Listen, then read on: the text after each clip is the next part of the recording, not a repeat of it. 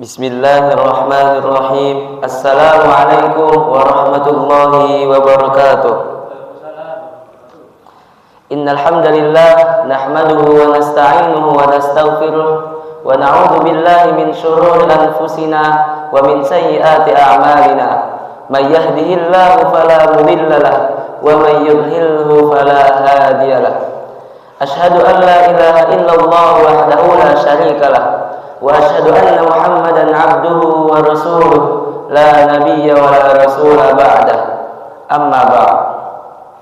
Para jamaah salat subuh yang insyaallah dimuliakan oleh Allah Subhanahu wa taala, izinkanlah kami yang insyaallah pada pagi hari ini akan membacakan satu hadis Rasulullah sallallahu alaihi wasallam dengan tema namimah atau adu domba adalah dosa besar. An Abdullah bin Mas'ud qala inna Muhammad sallallahu alaihi wasallam qala ala unabbiukum mal adhu hiya namimatul qalatu bainan nas. Dari Abdullah bin Mas'ud radhiyallahu anhu, dari Nabi Muhammad sallallahu alaihi wasallam bersabda, maukah aku beritahukan kepada kalian apa itu al-adhu? Itulah namimah, perbuatan menyebar berita untuk merusak hubungan di antara sesama manusia. Hadis riwayat Muslim. Isi kandungan hadis di atas: tindakan mengadu domba, menghasut atau menfitnah merupakan kejahatan moral dan merupakan perilaku yang tercela yang akan menghancurkan dirinya sendiri dan kehidupan bersama, dan ia termasuk ke dalam kategori dosa besar.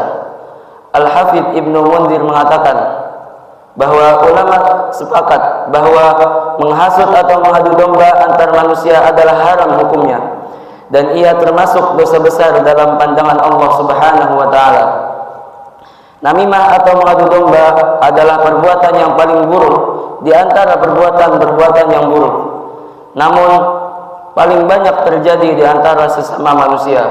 Rasulullah sallallahu alaihi wasallam bersabda, maukah kalian aku beritahu tentang orang yang paling buruk di antara kalian, yaitu orang yang kerjanya mengadu domba, yang gemar mencerai-beraikan orang yang saling mengasihi, dan yang suka mencari kekurangan pada manusia yang tidak berdosa. Hadis riwayat Al-Bukhari. Orang yang suka mengadu domba tidak akan masuk surga. Jika ia tidak masuk surga, maka tidak ada tempat baginya di akhirat kecuali di neraka. Dari Huzaifah, beliau mendapatkan laporan tentang adanya seseorang yang suka melakukan namimah atau adu domba. Maka beliau mengadukan hal tersebut kepada baginda Rasulullah sallallahu alaihi wasallam seraya bersabda, pelaku adu domba tidak akan masuk surga. Hadis riwayat Muslim. Bahkan ketika di liang kubur, orang yang suka menghasut dan mengadu domba akan mendapatkan siksaan di kubur kelak. Dari Ibnu Abbas radhiyallahu anhu, ketika Rasulullah sallallahu alaihi wasallam melewati sebuah kebun di Madinah atau di Mekah, beliau mendengar suara dua orang yang sedang disiksa di dalam kuburnya. Nabi sallallahu alaihi wasallam bersabda bahwa keduanya sedang disiksa, dan tidaklah keduanya disiksa karena masalah yang sulit untuk ditinggalkan. Kemudian beliau kembali bersabda, mereka tidaklah disiksa karena dosa yang mereka anggap dosa besar. Orang yang pertama tidak menjaga diri dari percikan air kencingnya, sedangkan orang yang kedua suka melakukan namimah atau adu domba. Hadis riwayat Bukhari.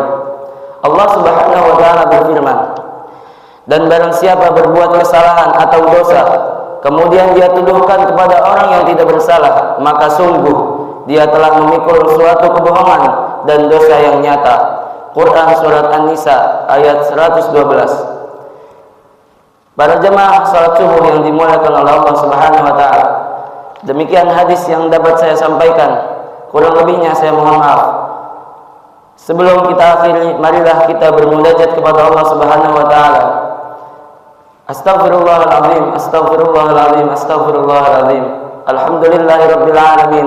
Hamdan yuwafi ni'amahu wa yukafi'u mazidah. Ya Rabbana lakal hamdu wa lakal syukru kama yanbaghi li jalali wajhika wa 'azimi sultanik.